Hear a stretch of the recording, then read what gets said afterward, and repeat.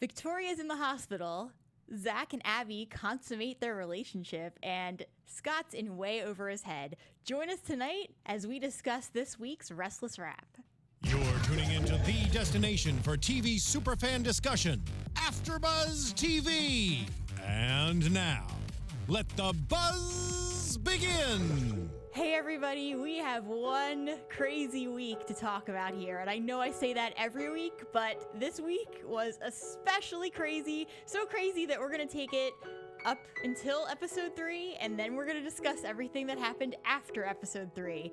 I'm Rachel Goodman. You can find me on Instagram or Twitter at Rach Goodman, or on Facebook at Rachel Ann Goodman. We also have our official Restless Wrap Facebook page at Restless Wrap. So, before we get into the craziness that is this week, I just want to give a shout out to everyone in the chat. We have Hubby Joe, Demo, Aaron Brody, Kimmy Sylvester. Thank you guys for joining tonight, and you guys are definitely my amazing co-hosts. So if you have any comments on what we're discussing, because there is a lot today, then please feel free to chime in. Also, if you're watching live and you would like to call in, we are opening up the lines tonight. The phone number is 424-253-0749. So, and again, I'll say it one more time just in case, 424-253-0749. All right, let's go ahead and jump in. And we have, well, let me read the comment first. So Aaron's asking, phone calls. Yes, Aaron, we are doing phone calls tonight, so please call in. That would be awesome. And Brittany Duran is here. Hey, Brittany. So let's, okay, we're going to cover the first 3 episodes, and then what happens at the end of episode 3, which is crazy and amazing, and the song at the end of this show is dedicated to episode 3. So, jumping in, let's tackle everything that's going on with the sex ring right now, because I feel like a lot of what ends up happening revolves around this. Now, it's funny because it was kind of getting to a point where the sex ring story was starting to feel a little dragged out, and you know, even my husband who was watching with me was like, can't they just end this already and move on to something else? But what they did with it was pretty brilliant, and more brilliant than I expected it was going to go. So when we first get back into this, we have Paul, who is basically in the coffee shop, and he's talking with Sharon and Scott, and they're trying to figure out more about how to basically, they're trying to figure out how to find who's behind all this. And they're still trying to figure out what happened with Alice. And Paul basically says that he doesn't know.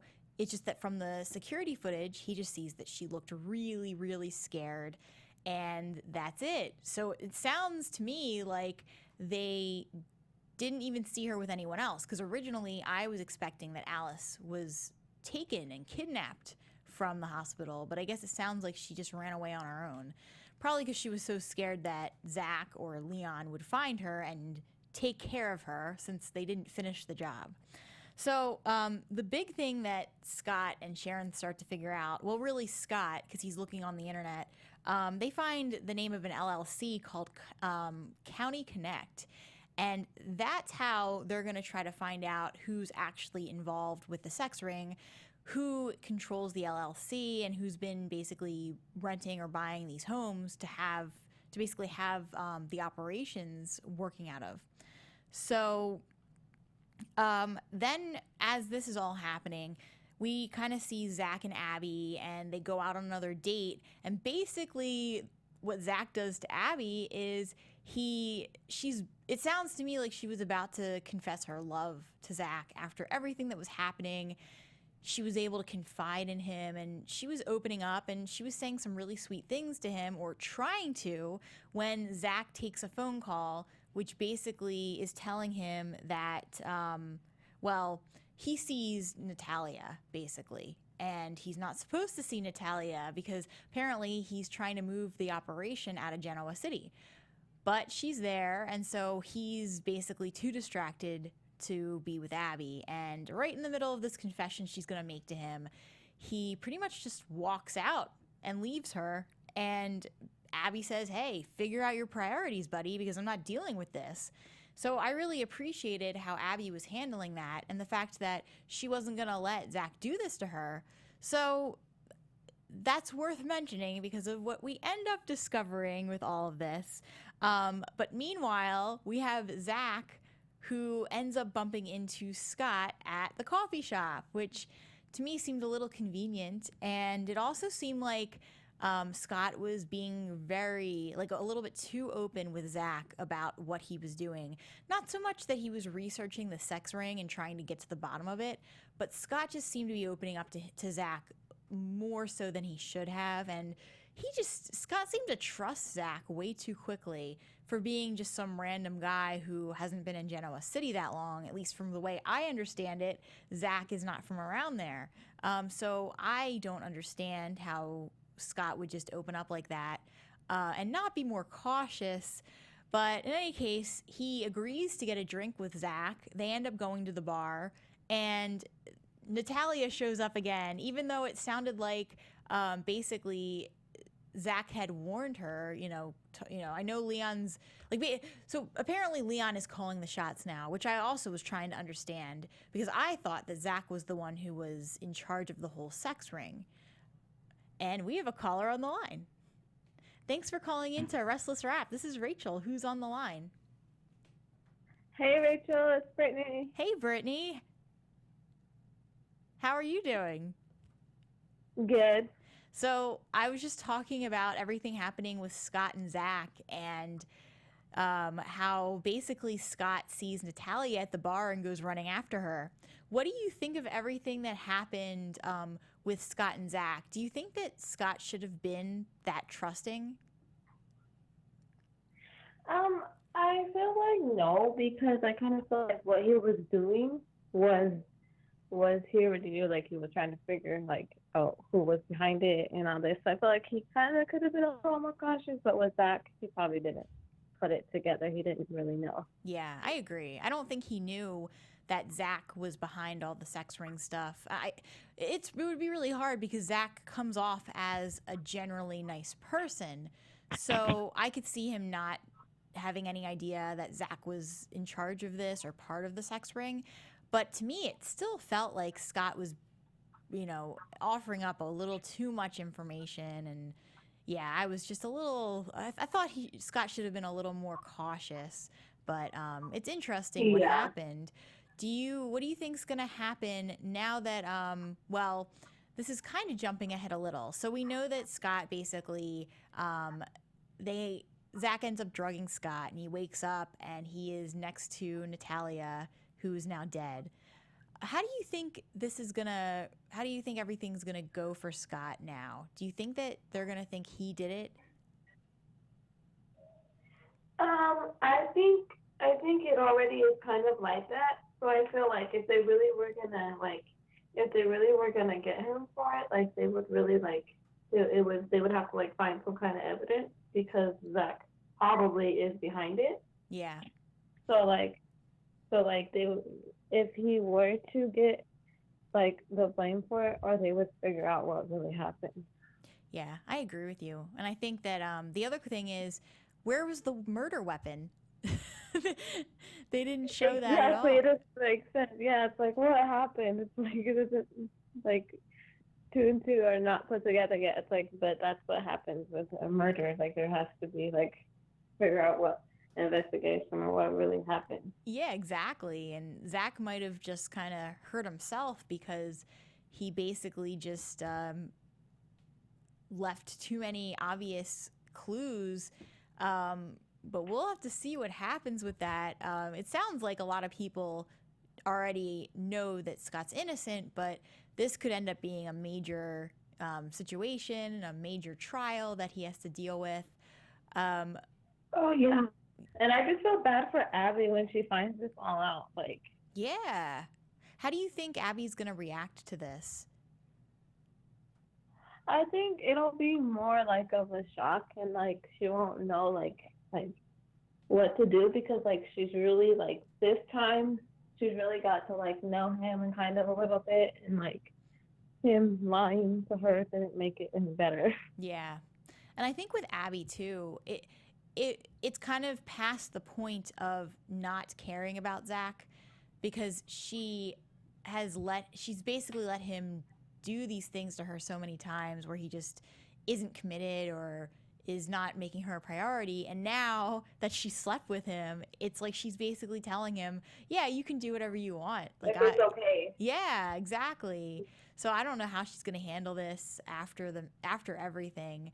Do you think that she is going to be the one to figure it out? I feel like she could know, but I feel like he will kind of like not let that like happen, because he'll kind of keep it like, because every time he tries, she tries to get close and he just like pushes her away. So it's like, in a way, like, I don't think she will. I think Sharon and Scott will end up telling like Paul or something. Yeah, that makes sense. Awesome. Well, thank you so much for calling in. Okay, well, thank you. Yeah. Have a great day, and thank you for watching. You too. Bye-bye. Bye. So, and that brings up another good point about Zack. Do you guys watching think that Zack actually cares about her? Because it almost seemed like either he does or he has another plan, and that's why he's returning and just not leaving Genoa City, since he had been very focused on getting out of there. So I'm going to take some of the comments in the chat. So we have Ralph Lauren, who says Scott's going to tell Zack he knows tomorrow. I think we did see in the previews that it looked like Scott does figure out it's Zack. Ralph said it's connected to Newman design date. Interesting. And Demo says, I think Abby is in love with who she thinks Zack is, since he's lying to her. I definitely agree. My question is how Zack truly feels. If it's something where he really does love her and he was being sincere. But then again, the way that he was looking at her when they were about to have sex, it was like evil eyes. So he did not seem like he really was that into her. Thanks for calling Restless Wrap. This is Rachel. Who do we have on the line? Hey, Rachel, this is Jacob. Hey, how are you? I'm doing good. I thought this week's episodes were pretty good. I thought the second half was a lot better than the first half. You could tell that the show was moving at a faster pace, and that they were going to start to get some of the stories kind of wrapped up before they started the new ones. Yeah, I definitely, this week in particular, I thought was especially well written, especially what they did at the end of episode 3 and then into episode 4 and 5 of this week. Yes, I thought it was good, but like you were saying too, with the whole Scott killing Natalia thing, we didn't see a gun or anything. I do think it was probably Zack that killed Natalia just to make it look like Scott did it. But I saw in the spoilers that there's going to be like this big fire. I don't know where it's going to be at, but supposedly there's going to be a lot of people and it's going to like impact different people. But I think Abby's getting taken for a ride, in my opinion. But because that guy's just like a creep as always. Yeah, and he's so creepy that he can lie about being in love with someone, and I feel bad for Abby. I'm just wondering, I mean, here's the thing. He hasn't shown anything obvious to her that he's involved with any of this. So she probably is just, I mean, she is obviously very confused why he's acting this way, but it doesn't, I don't blame her for not realizing, I guess is my point. And I just think that I think someone, we had a guest call in, I think last week, who was saying they think that what might happen is that she'll be so upset that this will basically be the reason for her to kind of leave for a while, which is, you know, because the actress is pregnant right now. so she may need time off, of course. So I think that's kind of what I've heard as like what people think, what the goal might be of her character. So maybe, or they, or while they do it is they may recast the character with Abby. Oh yeah. The girl that used to come with you. That would be wild, but I don't think that's gonna happen. But that would be really cool. That would be kind of cool. But yeah, I thought the show moved at a faster pace. But I hope that I know this is the topic that we were talking about. But I hope that Nick and Chelsea don't stay together because I just don't feel the chemistry between them. It just feels like blah to me, but I may be the only one that feels that way. I'm not sure. Nick and Chelsea, yeah. Well, did you catch when Lily was in the bar how she made that comment to Nick, like, "Oh, I want to sleep with a hot guy like you," and then they just started drinking?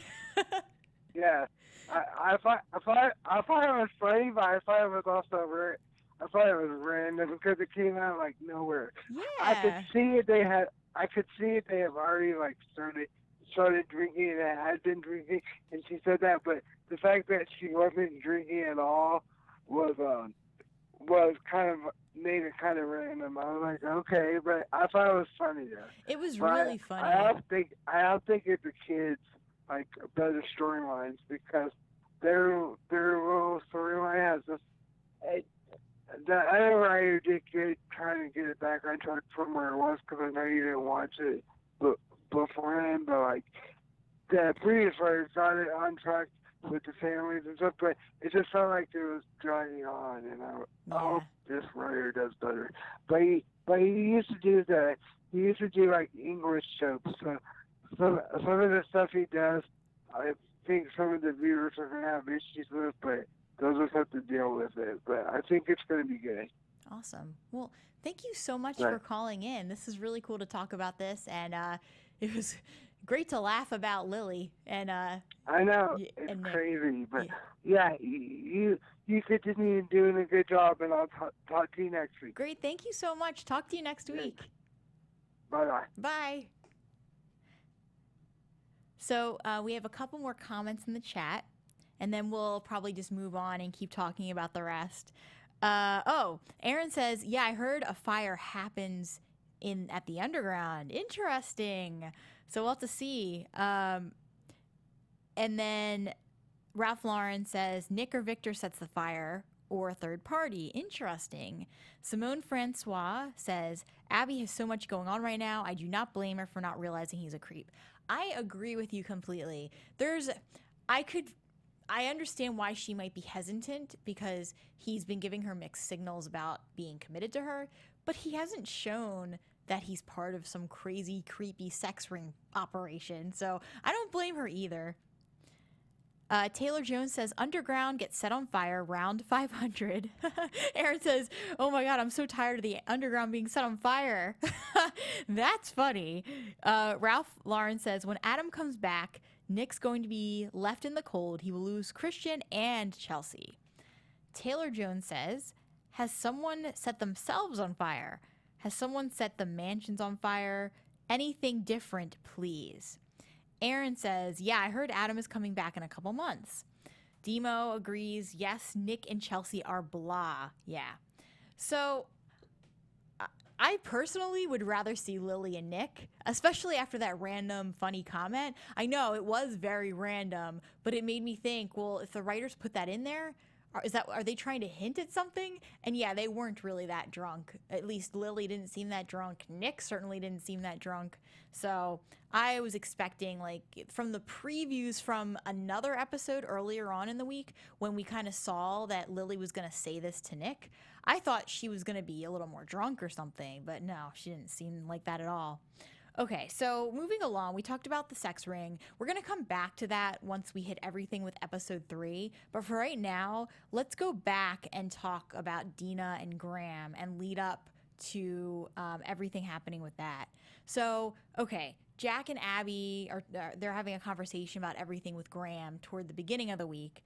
And I just wanted to point out that I absolutely loved what Jack had to say to Abby about this.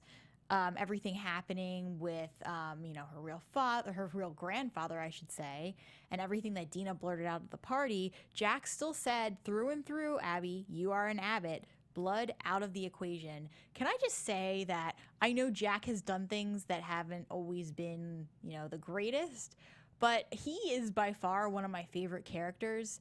If I had to pick, this may start a war. If I had to pick between the two families, Newmans or Abbotts, I would probably go with the Abbotts, at least when it comes to Jack and Ashley. But you guys can tell me what you think, who you would actually pick. I mean, I like Nikki, of course, but just saying, if I had to pick. Okay, so getting back to Dina and Graham, finally, Paul comes in and tells Jack that he knows where Dina is. So Jack ends up going down with Ashley to Florida. And, before they do this, this is where we get into the song that I chose to end this week's show on, Moon and Back. And basically Jack receives a package that was sent for Dina. And he opens it up with Ashley, and they basically start, eventually start listening to what he received, which was the record of the song that Jack used to listen to with his mom. And it's a really sweet melody that is basically, it sounds like it was recorded for the singer's, maybe their child or someone that they just cared about very deeply. And the main lyric in the song is, love you to the moon and back. So they're listening to this, and this was by far my favorite moment of this week. They have a montage going on where they're playing this song, and I wrote down the list of everything happening when we got to this moment. So Jack and Ashley are listening to it, sharing a bond. Victoria collapses during the Hillary hour. Billy catches her. Phyllis, and we have to get to that. Phyllis is packing one of Billy's shirts. Paul comes in and tells Jack, Ashley, and Ashley they found Dina, and this is the moment when Scott wakes up next to Natalia. So I don't know how you guys felt about that moment, but it was by far one of my favorite things I've ever seen Y&R do. I loved it. I hope they do more things like that, but it was just very beautifully put together. So, all right, now that I've kind of jumped ahead and we've mentioned that montage, let's cut back to the most important things. We talked about the sex ring. We talked about Dina for now. Let's catch up on Billy and Phyllis.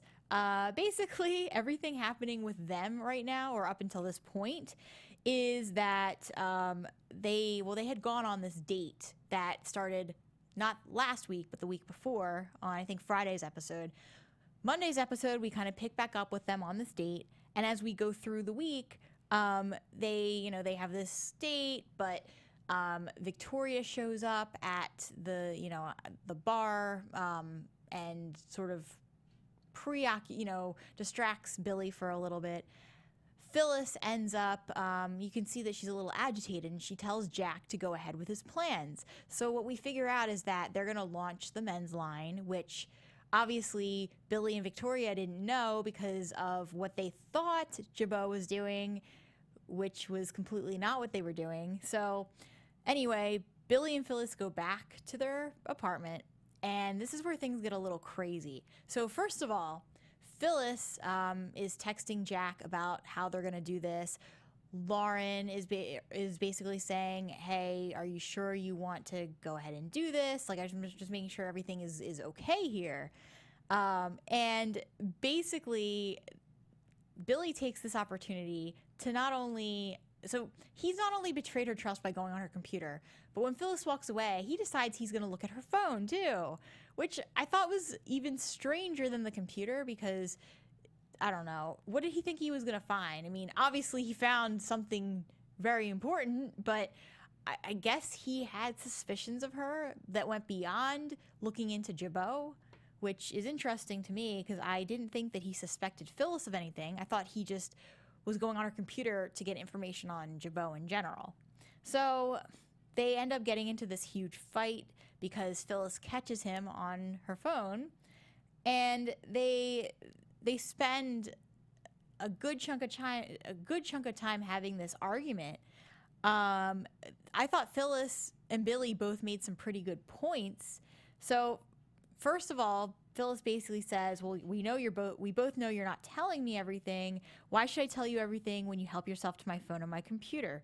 So there's the reveal. So now Billy knows that Phyllis knows everything. And basically, Billy comes back and says, "Well, if you knew, why didn't you tell me you knew?" Which I didn't like that. I was kind of like, you know what, Billy, you should have been the one to tell Phyllis.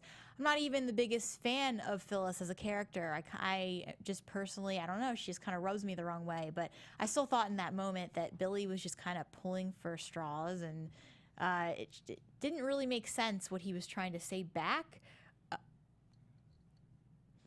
Thanks for calling in. This is Rachel. Who do we have on the line? Hey, Rachel. Good night. Good evening. This is Mel calling from New York City. Hey, Mel. How are you? Doing good.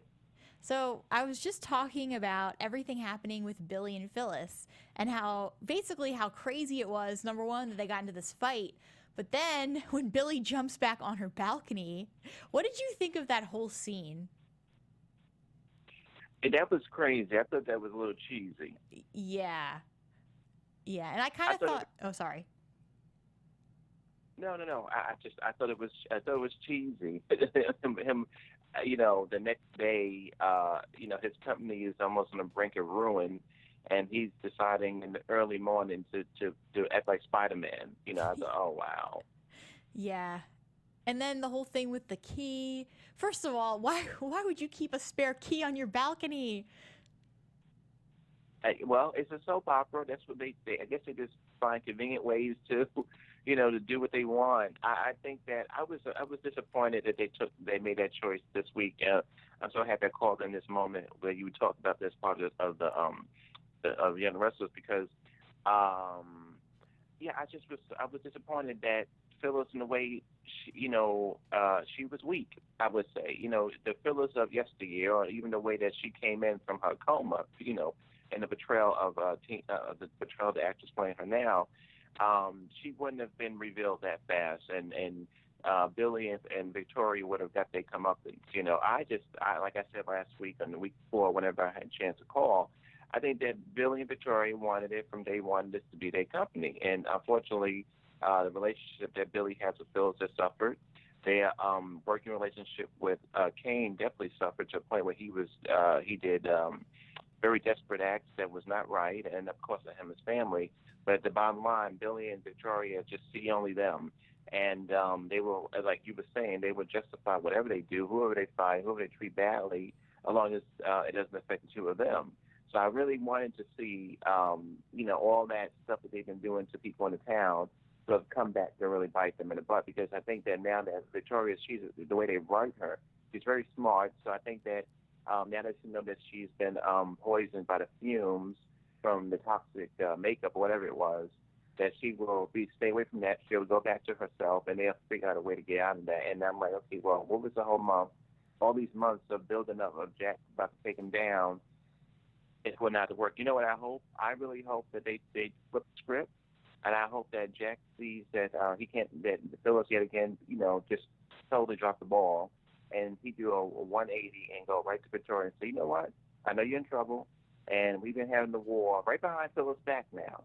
Yeah. And go, you know what? Let's work together. Let me help you with your debts. Let me help you clean up this stuff. Make a deal where he takes ownership of their company, and they merge or something. And not only will Billy and Victoria be able to work more together, but it will irritate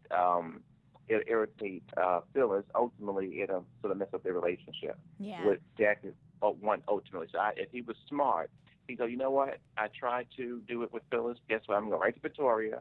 I'm going to go, you know what? You won. I'm going to help you. We're going to figure this out. When they come out that meeting, Phyllis is going to be devastated. Yeah. And Billy's going to be feeling a certain way. But then I think that ultimately Billy and Phyllis wind up breaking up because of this. And I think that's what Jack needs to do, because Phyllis dropped the ball. She was weak for a man. And it just was so like, oh, my gosh, Yeah, exactly. And the other thing is that, So not only did she drop the ball, but the whole thing, I'm glad you brought this up too with Victoria, where they found out it was toxic poisoning. So is it just me? I kind of felt like Phyllis might have been the one to go up and tamper, because I think I remember she was up in that lab and we didn't really know why, and she just kind of had, you know, like a certain look on her face before she left. This is like maybe weeks ago. And I don't know that she realized that it was going to actually cause, like, you know, be poisonous what she was doing. But I just kind of think maybe Phyllis was the one to do something, not to poison people, but to maybe tamper with the product so it wouldn't work. And that is what happened. So I will be curious if we find out, because they seem to be stressing the fact that they know someone poisoned the product. You know, I've missed that part, and now I'm glad you were able to explain to me. It sounds like something she would have done out of desperation. It goes back to, I guess, just before you watched it, because Gloria, Jack's secretary, when she was struggling with Jack to get to maintain being an Abbott. She was married to Jack's father. He died, and then she was a part of the company. They were kicking her out. They did her dirty. She got everything she deserved, but she ended up messing up the makeup. She also, too, messed up the makeup and actually burned Abby when she was a girl. She's a little girl, and she had took some of the makeup and then burned her. So they going back to, I guess the writers are going back to that, you know, that thing that they did in the past, and they put into a different character to mess with the makeup and have it be toxic or fatal in some way. I didn't even see that part. I'm happy you revealed it tonight. So now I can look at the show I can look at it on Monday and be really scrutinized and you know what she's feeling and stuff. Because Phyllis is able to scheme in one area and also be doing things in a separate part too. So I totally missed that. And I can't wait to see tomorrow. Yeah. Look for that, because I think that she did do it. Yeah, because they made it. It's interesting too. Now that you mentioned that about Gloria, because when Jack and Gloria were having the conversation, Jack was like, "Well, I think it was Gloria who said, 'Did you poison it?'" And Jack was like, "No, did you?" Like he was really questioning her. So it'll be interesting to see what happens with that. And I'm pretty sure the writers wouldn't have had the character stress that it was poisoned if it was just an accident. So I think that's where they're going with it. But thank you so much for calling in. Thank you. I mean, again, whenever I get a chance to get on Sunday and I catch you live, I'd be so excited that I have a chance to call in real quick, you know. Yeah. So I love the show. And you know what's so funny? I love the fact that your show is going so strong. I would have to say to you and also to just you in particular, because the Edition Days people seem to have gone, and we don't have Bold and Beautiful, but you're still doing these fantastic shows, and you're interactive with the audience, and I just, again, give you mad props. I love the show. I love how you do the show, and love it. Thank you so much. Thank you. And thank you for always calling in. Thank you. I can't wait to, see this week. And, if you call doing the calls again, I might call in next week, too. Awesome. Yeah. Yeah, we'll do the calls again. Awesome. Okay, thank you. Great. Well, I hope you have a great week. You too. Take care. Bye. All right, so let's check in and see what some of the people in the chat have been saying. So we have... Okay, so Aaron says, that coffee is from Crimson and Lights. It's expensive. I'm not sure what that was too, but it sounded funny, so I wanted to read it. Demo says, yes, their coffee is more expensive than Starbucks. Hubby Joe says, I cried when she dumped the coffee. That was just cruel. Aaron says, right, Demo. How dare you waste Crimson and Lights coffee? That was funny. Aaron says, I think it was Gloria who poisoned the face cream. She has a history of that. Taylor says, this week was so interesting. I agree. Aaron says, who do you guys think poisoned the face cream? I think it was Phyllis, as we were saying. Hubby Joe says that he thinks it was Phyllis too. Demo, Phyllis for sure. Simone, Phyllis. So I think the general consensus is that we all think it's Phyllis. And the thing is, I do kind of I'm remembering a time Phyllis was up there. It could have just been a coincidence, but I remember she was up there and we saw her walking around looking like she was up to no good. And I remember thinking, what did she do? And now it feels like it kind of ties into what's happening. Aaron says, Phyllis did say she wanted to leave town before shit hit the fan. Well, that could be exactly why. So, all right, we covered everything with Jack. Well, okay. So, just real quick, let's just mention everything happening with Kane and Lily. Basically, so as we all know, Juliet moved in. Lily had to go talk to Kane because she was going away for work. And she ends up running into Kane. And, well, of course, she runs into Kane. She went looking for him. But Juliet comes down and she says the most, like, it didn't make any sense. Juliet was walking down. She's like, I am so going to get used to living here. Okay. This is my one complaint. Who would actually say that in I know it's a soap opera and I know that it's fiction, but who would actually say that when they're walking down, when they just moved into a place and they're in like a bathrobe? It didn't seem realistic. And if Juliet was saying it because she kind of overheard Lily, then I think we should have known that Juliet was saying it to be like that. But in any case, Lily finds out Juliet's living with Kane, and that sort of, but not really, causes a fight because Lily says, hey, you can do what you want, but you can tell that there's tension. It all basically goes back to Lily saying, hey, Kane, can you come watch the kids and just stay at the house while I go away and work? So this, right before that's about to happen, Kane comes to the house when Maddie and Reed are there. And there's this huge problem because Kane doesn't understand why Lily would have agreed to let them hang out and be together, which causes a whole fight. And it seems like at the end of all of this, Kane sits down to eat dinner with Maddie and Charlie and basically seemed like he might agree to have a dinner with Reed to kind of give him a chance. So we'll have to see what happens with that. Other than that, that seemed to be the highlights of the Kane drama this week. So let's get to the best parts with the last, time that we have here. So we started to talk about this, but so we had at the end of episode 3, we had the moon and back playing with everything with the montages. So then we get to that, and next thing you know, we see Scott. He's dealing with Paul. Basically, Paul says, well, Paul doesn't seem... Scott kind of would expect that Paul would know that Scott was innocent without even questioning him. But Paul is obviously just doing his job, and I don't blame him because everything does kind of sort of point to Scott, but it does look a little fishy and a little set up. So at the same time, it does look too easy that it would just be Scott who killed Natalia. So Paul goes and he goes to basically, Zack is about to leave Genoa City, and Paul happens to catch him at the car, which to me seemed very random. I don't know what you guys thought about that, but I was like, okay, this guy's about to leave. How would Paul just randomly find him in a car when he's about to drive off? So in any case, basically Zack makes it look like Scott had it out for Natalia and that he was going to go clubbing afterward and got really drunk.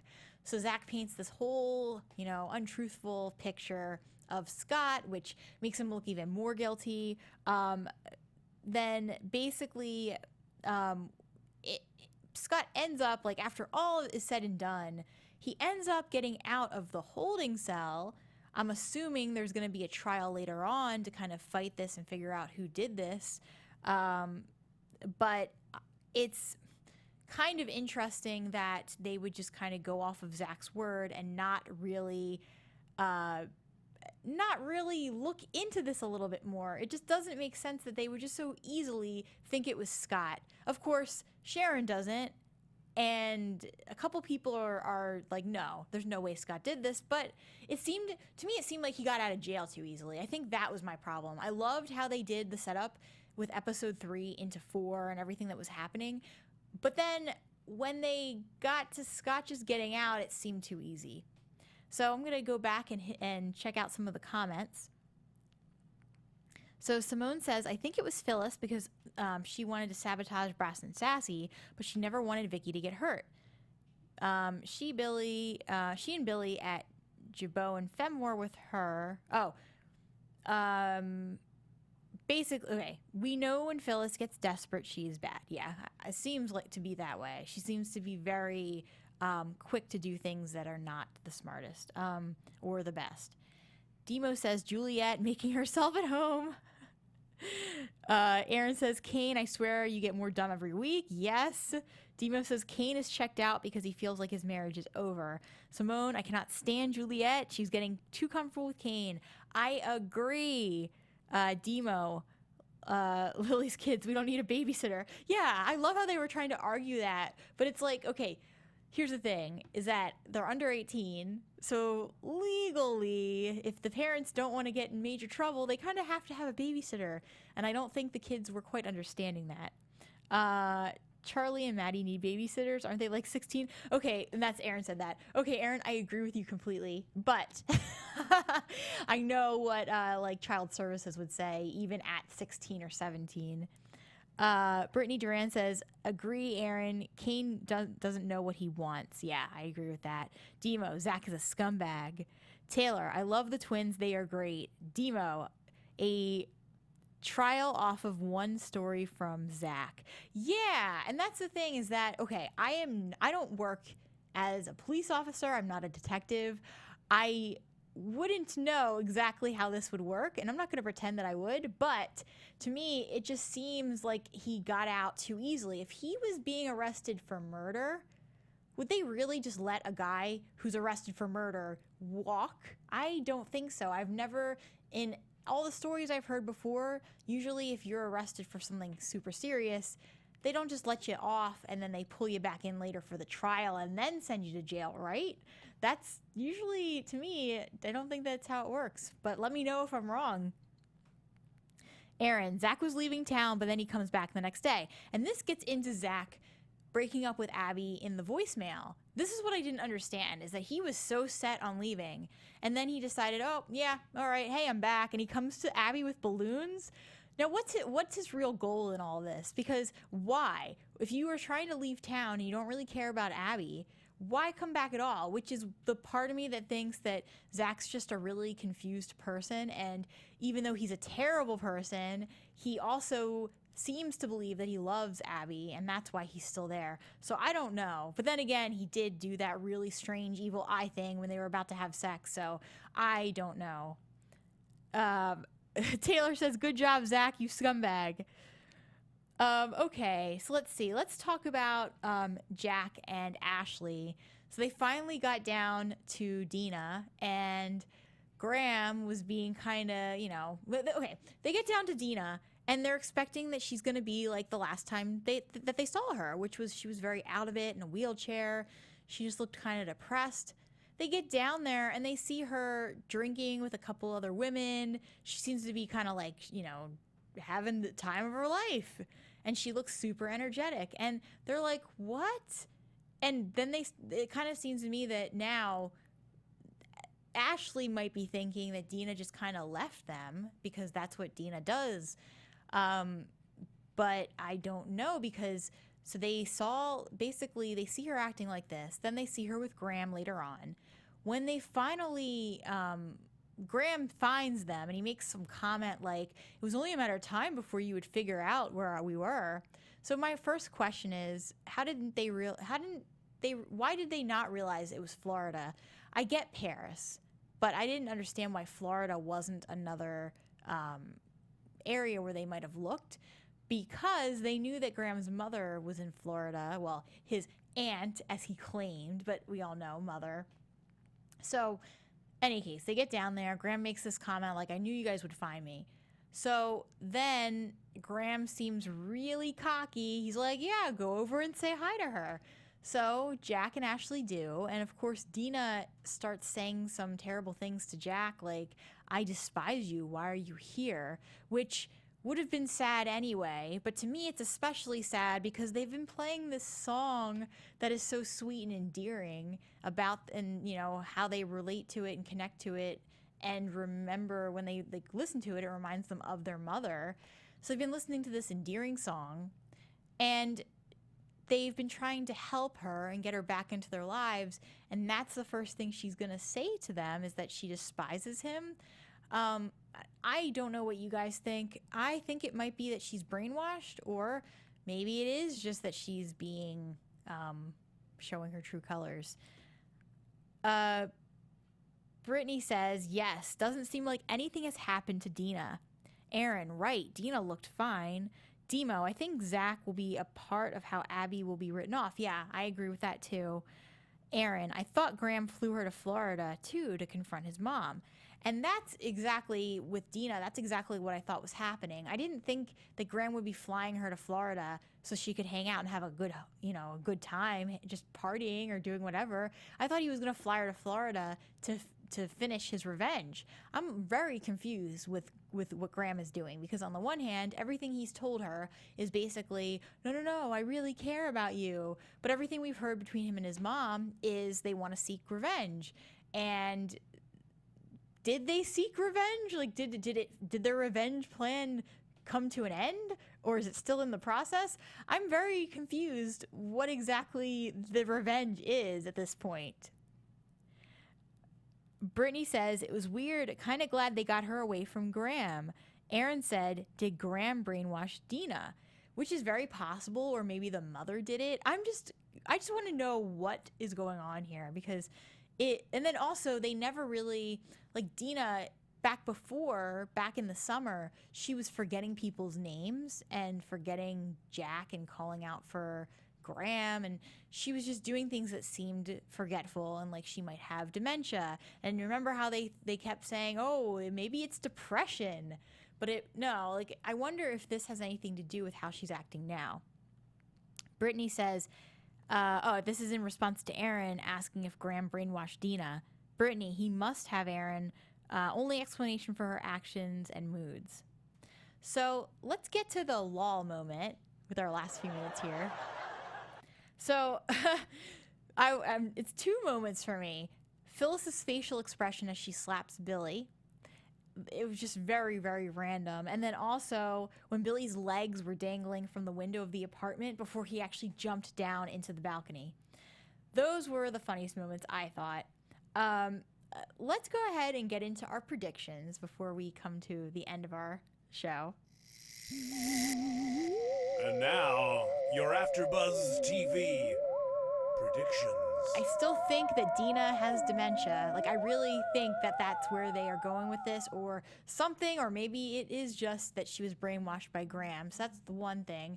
In terms of Scott, I really think it's going to be a huge deal what happens with the court case. I think it's going to be a lot harder for him to win than what it might seem to be right now. I do want to see him, he obviously figures out that it's Zack that set him up. I want to see them actually figure out that he's associated with the sex ring. And in terms of everything going on with Abby and Zack, I hope she figures it out soon, but I don't think she's going to until the very end. But I agree with what everyone's saying about how that's probably going to be how they write Abby off. Okay, so we have a couple more comments here. Nikisha joined us. Hi, Nikisha. Demo says Graham is drugging Dina for sure. That is definitely another option. Aaron said Jack said the meds she was on must have taken away her short-term memory. Huh, that's interesting. And then Aaron says Billy got slapped so many times this week. Okay, well, I think that's about all the time we have for this week, but I would like to thank you guys all again for being part of the show. You definitely make the show being my co-hosts and for calling in. And we're going to end with the song I keep mentioning, Moon and Back, because it played such an integral part of this week's plotline and stories. So enjoy the music as we come to an end. Again, my name is Rachel Goodman. You can find me on Instagram or Twitter at Rachel Goodman, or on Facebook at Rachel Ann Goodman. You can also go on Facebook. We have the at Restless Wrap page. If you follow that and like it, you will have you'll see my link every Sunday that I post to get onto the show to see it live. Thank you guys again so much. Until next week, thank you. Bye. From executive producers Maria Menounos, Kevin Undergaro, Phil Svitek, and the entire AFTERBUZZ TV staff, we would like to thank you for listening to the AFTERBUZZ TV network. To watch or listen to other after shows and post comments or questions, Be sure to visit AfterBuzzTV.com. I'm Sir Richard Wentworth, and this has been a presentation of AfterBuzz TV. Buzz you later. The views expressed herein are those of the hosts only and do not necessarily reflect the views of AfterBuzz TV or its owners or principals.